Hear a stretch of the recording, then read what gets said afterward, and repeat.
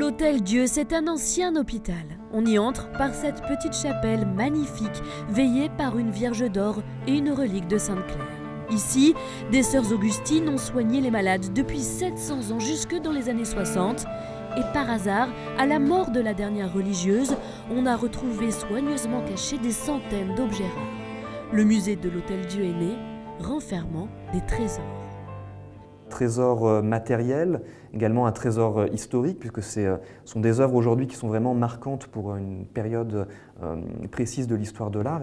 Et la voir devant nos yeux tient aujourd'hui du miracle. Il a traversé les siècles, la Révolution, les 2 guerres mondiales, protégé de tous les dangers par les religieuses.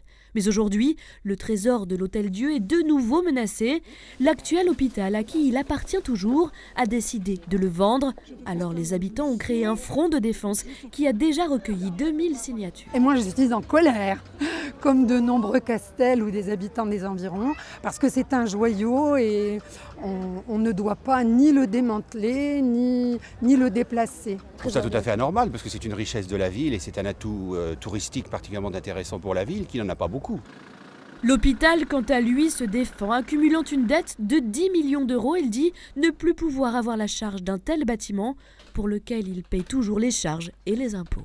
Notre seul métier, c'est le soin. Tous les biens de l'hôpital doivent être consacrés directement ou indirectement aux soins. Pas vers un musée. Pas vers un musée. L'hôpital renvoie la responsabilité aux collectivités locales. Mais quel est donc l'avenir de ces trésors de l'Hôtel-Dieu ? Comme ce secrétaire du XVIIe siècle dont il n'existe que 3 exemplaires connus dans le monde, à Londres, à Saint-Pétersbourg et dans la petite ville de Château-Thierry.